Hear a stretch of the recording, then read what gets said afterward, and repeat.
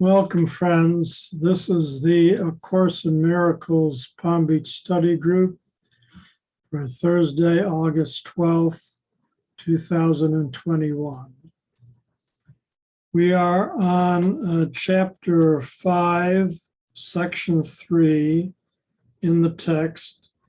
It is page 78 in the book. The way to recognize your brother is by recognizing the Holy Spirit in him. I have already said that the Holy Spirit is the bridge for the transfer of perception to knowledge. So we can use the terms as if they were related, because in his mind they are. This relationship must be in his mind because, unless it were, the separation between the two ways of thinking would not be open to healing. He is part of the Holy Trinity because his mind is partly yours and also partly God's. This needs clarification. Not in a statement, but in experience.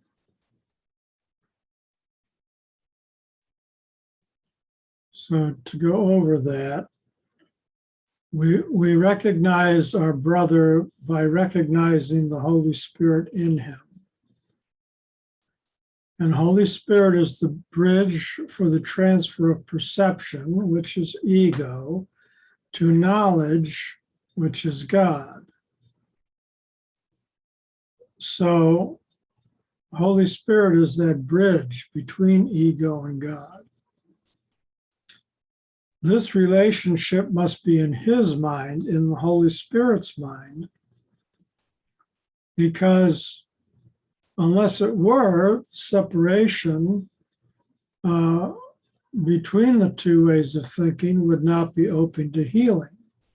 But this whole chapter is about healing, healing and wholeness. And we understand that our mind can be healed. So Holy Spirit bridges that gap between the ego mind and the spirit mind or God's mind. And so then it says the Holy Spirit is part of the Holy Trinity, and that his mind, Holy Spirit's mind, is partly ours and partly God's. Why? Because he's the bridge connecting the two of us.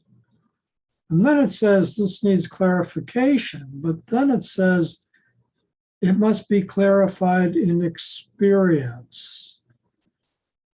We need to experience Holy Spirit within ourselves, apparently, is what it's saying. So, paragraph 2, the Holy Spirit is the idea of healing. Being thought, the idea gains as it is shared. Being the call for God, it is also the idea of God. Since you are part of God, it is also the idea of yourself, as well as of all his creations. The idea of the Holy Spirit shares the property of other ideas because it follows the laws of the universe of which it is a part. It is strengthened by being given away. It increases in you as you give it to your brother. Your brother does not have to be aware of the Holy Spirit in himself or in you for this miracle to occur. He may have disassociated the call for God, just as you have.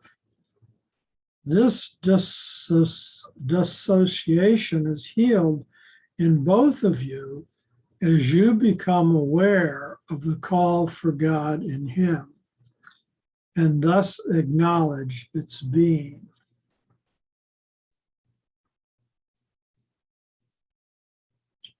So again, we'll go over that. It's saying that the Holy Spirit is an idea, that it is a thought, and that it follows the laws of the universe, which means that as thought is shared, it is gained, it increases. It increases by sharing. That's how God increases himself, by sharing. He shares himself, and that's how he creates. We were created because he shared himself and created us, the Son, the Christ. So we now, being like our Father God, can follow that same footprint. Our thoughts increase as we give it to our brother. So as we think of our brother as being whole and innocent and connected and filled with Holy Spirit and being a part of God, as we think of our brother as being united with us, that we are one, as we think of our brother with love, joy, then that's what we're doing. We're sharing, and that thought is being increased and multiplied. And then it says quite explicitly, your brother does not have to be aware of the Holy Spirit in himself or aware of the Holy Spirit in you for this miracle to occur. Just by us thinking that way about our brothers makes the miracle. It doesn't matter if they have that consciously realized in their mind or not.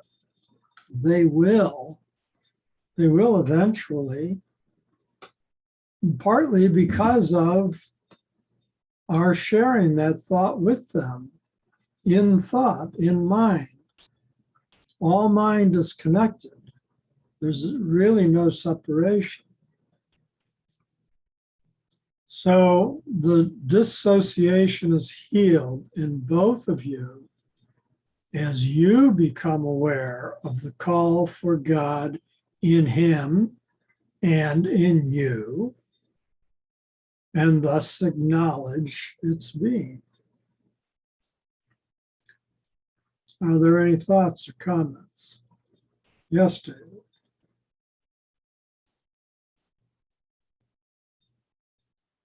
Actually, I was thinking about this yesterday. I was in a wisdom class, and I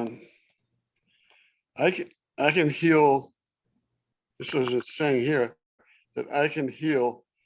Just I said in that class that just by showing compassion and understanding why a person creates separation, there's a healing in me, and I didn't think about it until tonight. There's a healing in both of us. If there's a healing in me, because I'm the one that was hurt. But I saw the other person as a hurt person also. And that healing, it goes back and forth. To both parties became, that's the oneness. Yes. The oneness. The healing is the mystery. The miracle. The miracle, excuse me. Yes. Thank you. Would anybody else like to speak? Yes, it's my turn. We're on paragraph 3. There are two diametrically opposed ways of seeing your brother. They must both be in your mind because you are the perceiver. They must also be in his because you are perceiving him. See him through the Holy Spirit in his mind, and you will recognize him in yours. What you acknowledge in your brother, you are acknowledging in yourself. And what you share, you strengthen. I think that's pretty clear cut. I don't know that it needs any explanation, except I'd like to add that that's the way it works. And if you are perceiving the Holy Spirit in your brother, you are perceiving the Holy Spirit in you. And on the other hand, if you're having ego thoughts of your brother, if you're having thoughts of anger, hatred, jealousy, fear, any of the negative ego thoughts, you're thinking that way about yourself. There's only one of us. So however you're thinking about your brother, you're thinking about yourself. So stop and think about that for a minute. Yes, David. So if I have ill will about another person and I tell a third party about it, that creates a separation. Yes, it does. So how can I cannot be in spirit, or any of us in spirit, if well, I guess we could go back to the previous paragraph.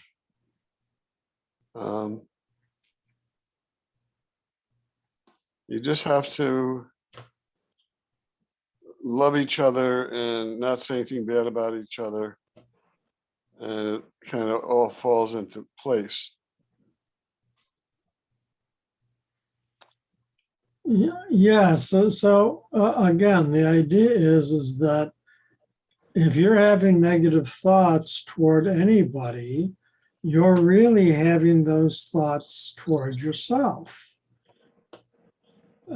Because there's only one of us, and we're all connected. The ego's trying to make us think that we're separate entities, but we're being taught here that we're not. The separation never really occurred. There's only one of us, and we are in God. Remember last week we were told that it's not so much that God is in us, but that we are in God. And so what we're being told here is that how you think about your brother has an effect on both him and you.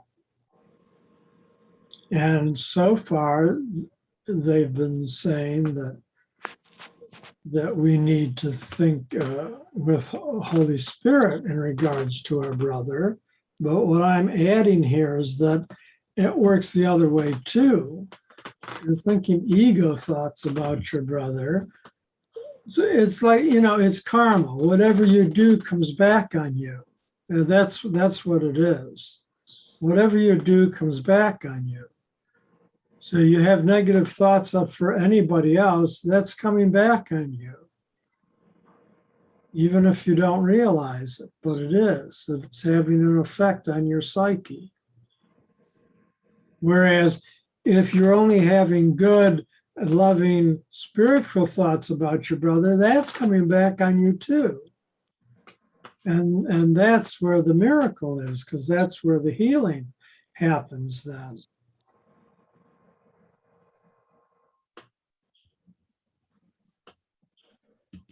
Okay, let's go on then. So paragraph 4, the voice of the Holy Spirit is weak in you.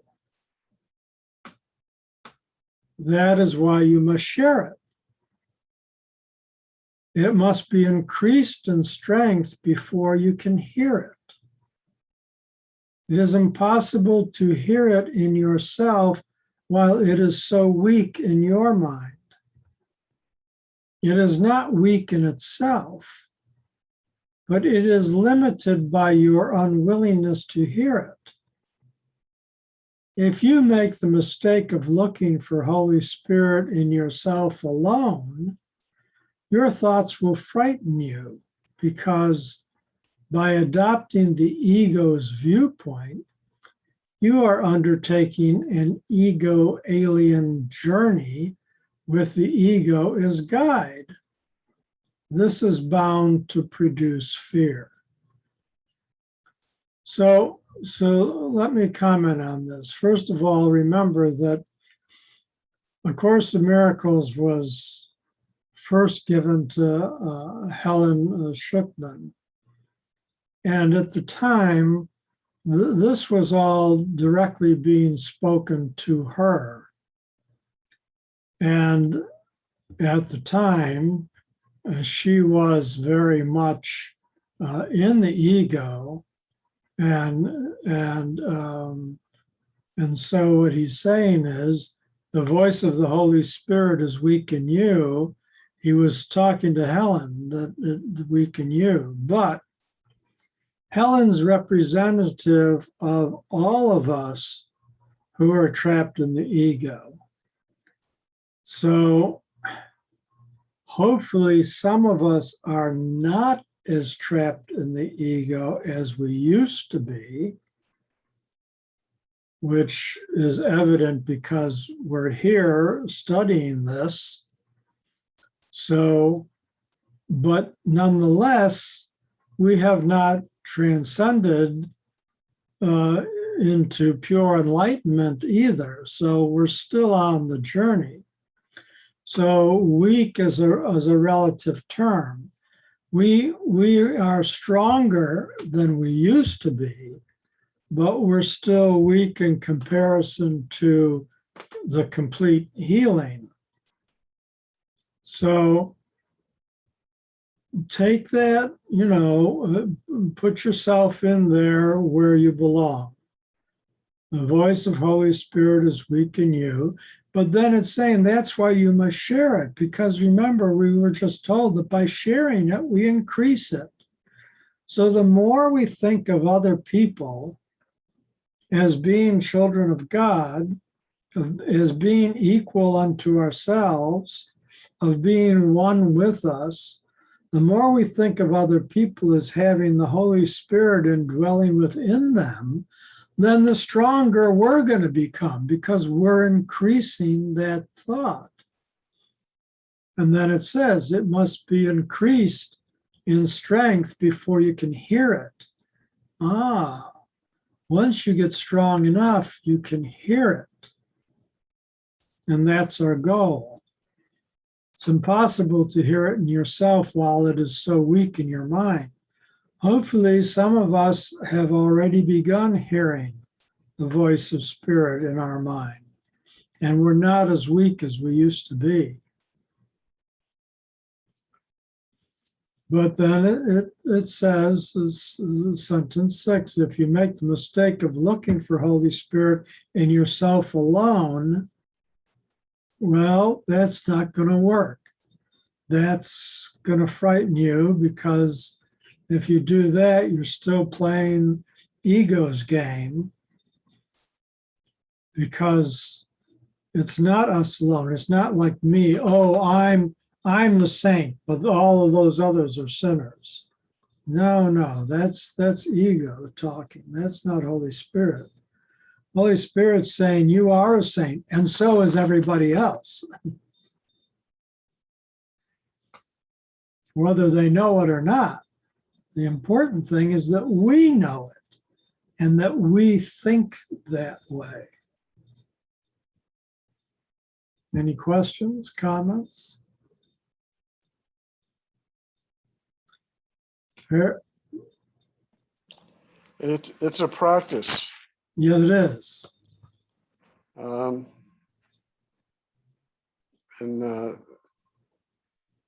it's nothing that I'm able to change overnight. No, it doesn't happen overnight. It's step by step. It's a journey. You know, as I raise my consciousness, through meditation, makes me aware of, the voice of the Holy Spirit. And then I have to deal with, am I going to buy into it? Am I going to do what I'm supposed to be doing? There's a lot of fear. It says that in the last sentence there. This is bound to produce fear. And there's a lot of fear. I find myself, even things I've done before or situations I've been in, there's still fear there, and I've got to just go and do what I fear, and that turns to love. Yes. So let's move on to paragraph 5. Delay is of the ego because time is its concept. Both time and delay are meaningless in eternity. I have said before that the Holy Spirit is God's answer to the ego. Everything of which the Holy Spirit reminds you is in direct opposition to the ego's notions, because true and false perceptions are themselves opposed. The Holy Spirit has the task of undoing what the ego has made. He undoes it at the same level on which the ego operates, or the mind would be unable to understand the change. So these are equal and opposite forces operating on the same level. But remember, it's not a battle.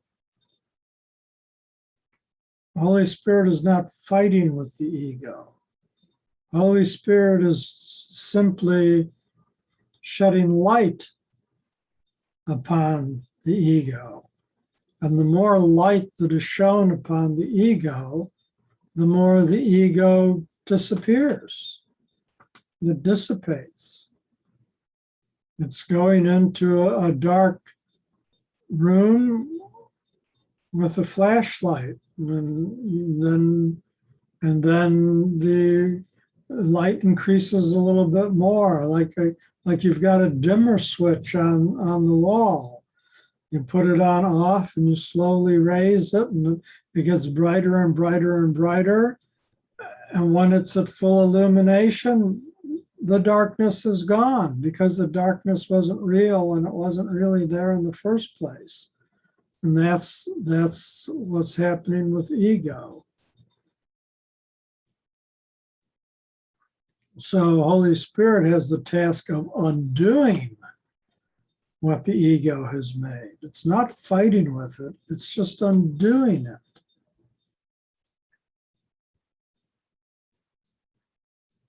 Paragraph 6. I have repeatedly emphasized that one level of the mind is not understandable to another.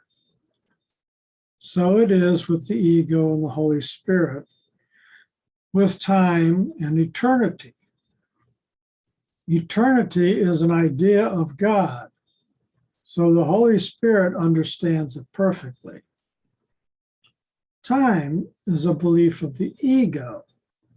So the lower mind, which is the ego's domain, accepts it without question.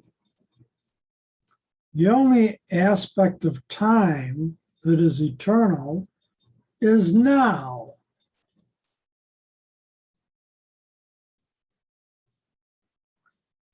Reminds me of years ago, Baba Ramdas.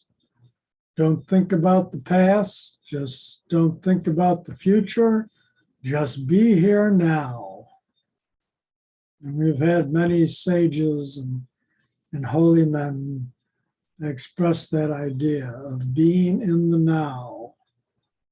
The only aspect of time that is eternal is now.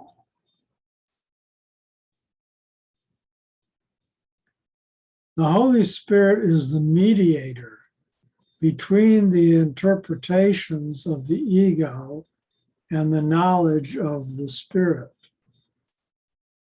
His ability to deal with symbols enables him to work with the ego's beliefs in its own language. His ability to look beyond symbols into eternity enables him to understand the laws of God for which he speaks. He can therefore perform the function of reinterpreting what the ego makes, not by destruction, but by understanding. Understanding is light, and light leads to knowledge.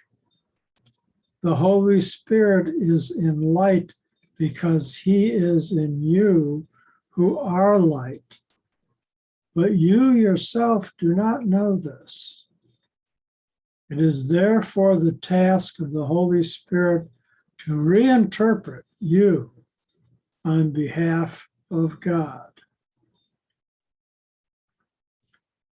So again, that's what I was saying earlier. Holy Spirit is the light, and the light shines on the ego. And the more that we have that understanding, the greater it increases. And he said that Holy Spirit performs this function not by destruction, but by understanding, giving us the understanding, which is the light that we need to have the ego dissipated within our minds. And again, he is in us, and we are the light, but we do not know ourselves. We don't know it. We can say, well, we don't know it fully. We're beginning to understand that as we continue to study this course, but we haven't reached the final goal yet. So we're still in the process of coming to this understanding, to this knowledge. You cannot understand yourself alone, paragraph 8. This is because you have no meaning apart from your rightful place in the sonship. And the rightful place of the sonship is God. This is your life, your eternity, and yourself. It is of this that the Holy Spirit reminds you. It is this that the Holy Spirit sees.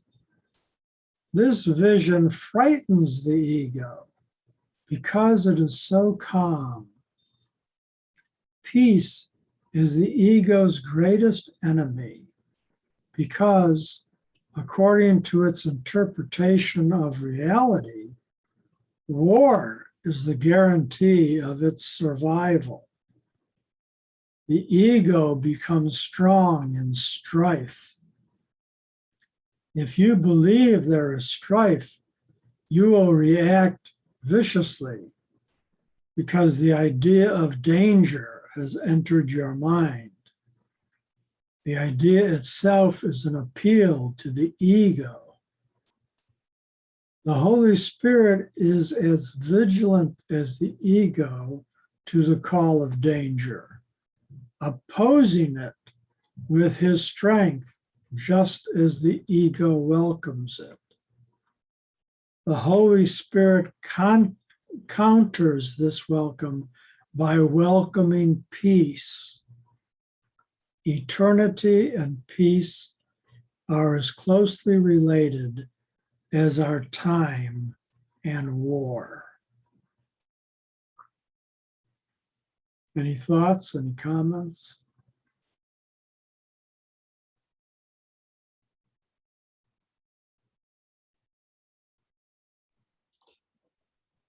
This Holy Spirit counters his welcome by welcoming peace. Eternity and peace are closely related to.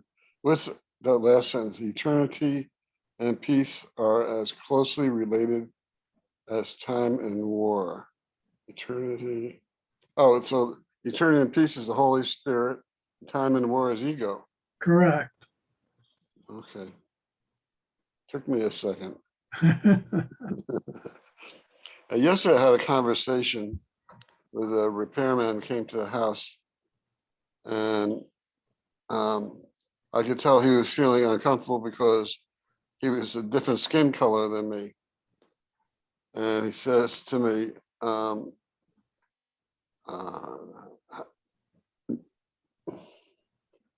how do you feel about, do you like black women? I says, I like all women. I like pink, brown, green, orange, purple. And you know, I says, it's just skin color, does it? Women, I like women. I says, I even like men. He says, let's not go there. I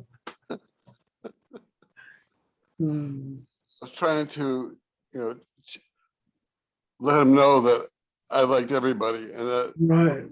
we're all one, but I had to put a little humor to it. And I didn't want to attack him or, Right. but, you know, kind of wake him up a little bit. And I thought, I wanted to say that's inappropriate, but I didn't want to, that would be pushing him away. Yeah. There's more than one way to and be one with another person. But it all came, I realized right away that he was just uncomfortable. You know, he was uncomfortable with me. I gave him a drink, you know, I gave him some, he asked for a paper towel to wipe his brow because it was so hot. I gave him a whole roll of paper towels. And I could, you know, I did all these things. I think I do for anybody, but I felt he was feeling separate, you know, and nervous in that situation. Well, that's good that you tried to heal the separation. And I'm sure you were successful at it too. He probably left feeling much better than when he came in. I think so. Yeah. I had a very similar situation myself because we've had workmen in and out of the Quaker houses. We're remodeling the kitchen. And one of the workers there was a black man, and he came in, and you know, and I asked him his name. I told him my name. I tried to be as friendly as possible, and he came back and forth several times because of this took days to happen. But when he left, I said, so have a good day, Brother Joe. And he looks at me and he says, all right, you too, Brother John. And so then we started, you know, saying Brother Joe, Brother John back and forth to each other. So that was pretty neat. Anyway. I'm sure it sounds like he relaxed. Oh, yeah. But I understand how people can feel because, you know, everything in the news, and they probably have they're in their ego mind, and I think everybody is questionable, you know, about whether they're Well, prejudiced or. and some people have had more severe experiences of prejudice than others too. So you never know what the person's history is. But the important thing here, what we're being told, is that to be at peace as much as you can. And again, that's what meditation allows you to come to a place of peace within yourself.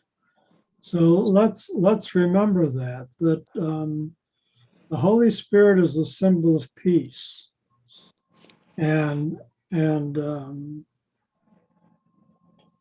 that peace is in opposition to ego, which wants war.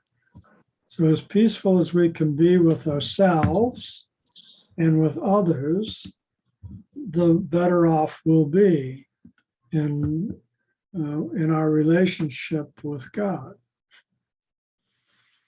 We're at paragraph 10. The Holy Spirit is the perfect teacher. He uses only what your mind already understands to teach you that you do not understand it. The Holy Spirit can deal with the reluctant learner without going counter to his mind, because part of it is still for God. Part of your mind is still for God. Despite the ego's attempts to conceal this part, it is still much stronger than the ego, although the ego does not recognize it. The Holy Spirit recognizes it perfectly because it is his own dwelling place, the place in the mind where he is at home. You are at home there too, because it is a place of peace, and peace is of God. You who are part of God are not at home except in his peace. If peace is eternal, you are at home only in eternity. So isn't that a lovely thought?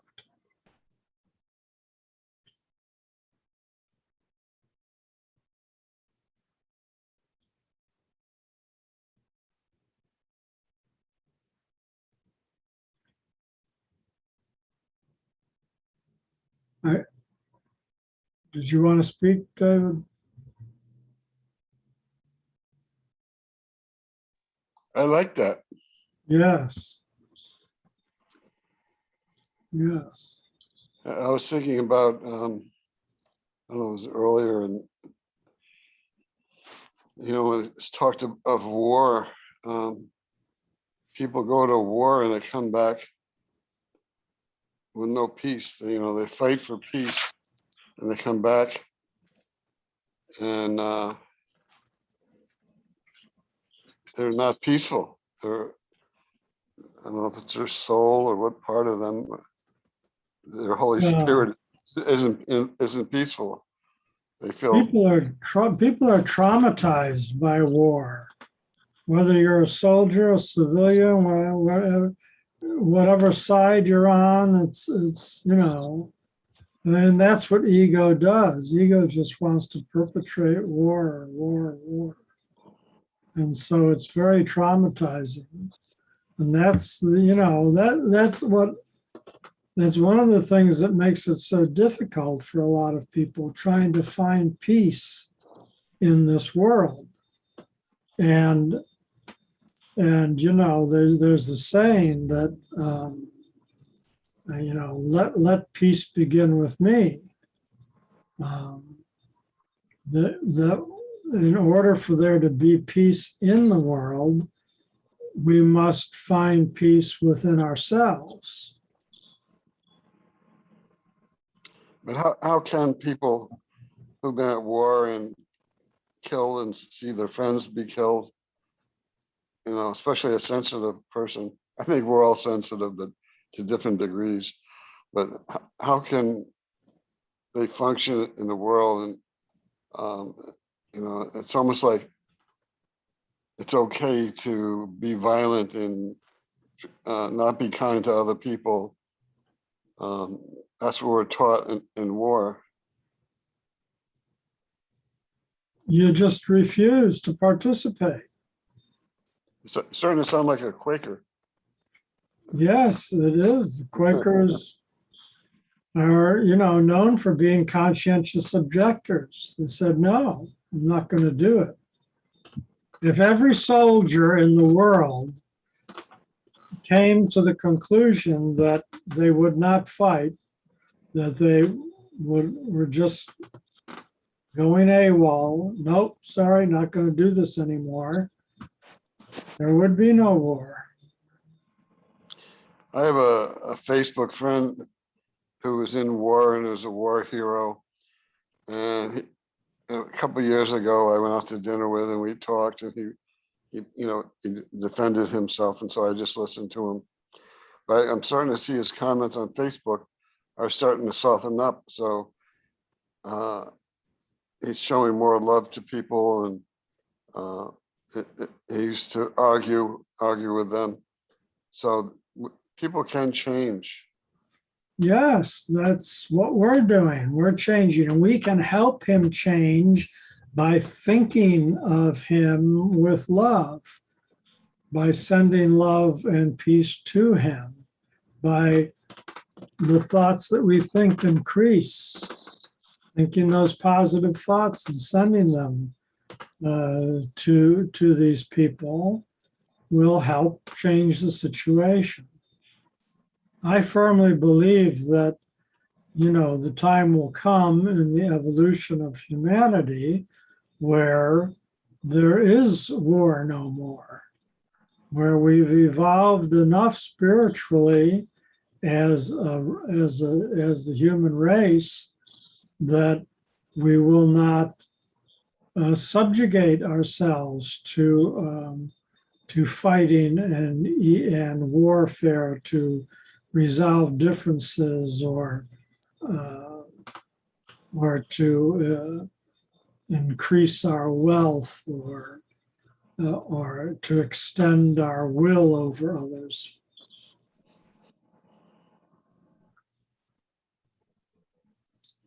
So we're on the last chapter here, chapter 11. Not chapter, section, paragraph 11. The ego made the world as it perceives it, but the Holy Spirit, the Redeemer of what the ego made, sees the world as a teaching device for bringing you home. The Holy Spirit must perceive time and reinterpret it into the timeless. He must work through opposites because he must work with and for a mind that is in opposition. Correct and learn, and be open to learning. You have not made truth, but truth can still set you free. Look as the Holy Spirit looks, and understand as he understands. His understanding looks back to God in remembrance of me. He is in communion with God always, and he is part of you. He is your guide to salvation because he holds the remembrance of things past and to come and brings them to the present. He holds this gladness gently in your mind, asking only that you increase it in his name by sharing it to increase his joy in you.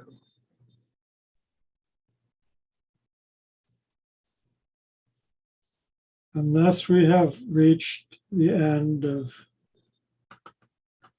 chapter of section 3.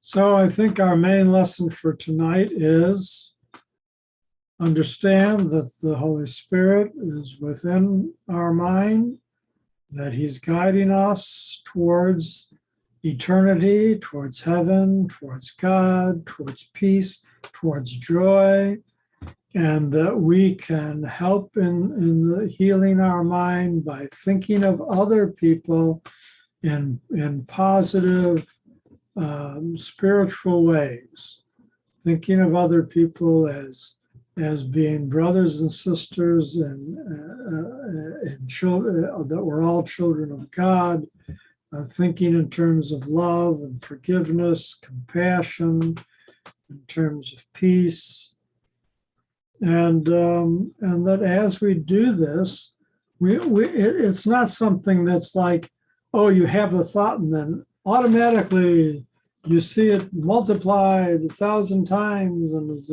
it's very subtle, and it doesn't happen overnight. But the important thing here is to understand that it is happening. That the more you do it, the more it is happening, and that over time, the increase will become evident to you. Any last thoughts, David, before we end for tonight? Well, last Friday I was at hospice, and most of the people were drugged up because they were near the end, and there was two other rooms I went in, and the first room I talked to a lady, and she was telling me how the food was terrible. She was complaining about everything, but by the time I left the room, we were all singing songs, and there's two young people walking by the door, and they came in, they had guitars, and we're all singing together. And then she was begging me not to leave. I said, well, I have other people to see. And then the next room was a woman who just needed to tell me about all her ailments. And I listened, and I could tell that she really needed someone to talk to. And I just listened to her, and I give the course part of the credit, or maybe, yeah, I guess it's different things we've all learned together, and some past skills I have. And instead of being fearful, we became one in both rooms. Right. Maybe I'll learn to be more with the people that were drugged up, and Well, you're just doing the best that you can in every given situation, because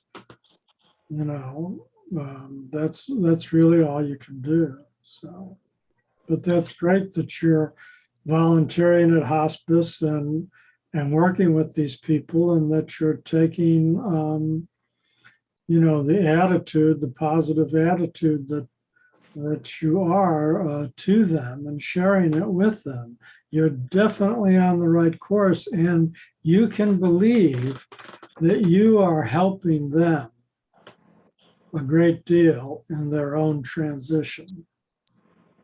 Remember, as you think it increases.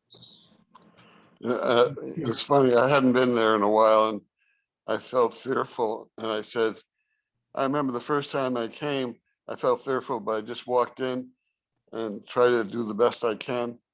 And I remembered that. So I did this last time too. Good. But I had more experience this time.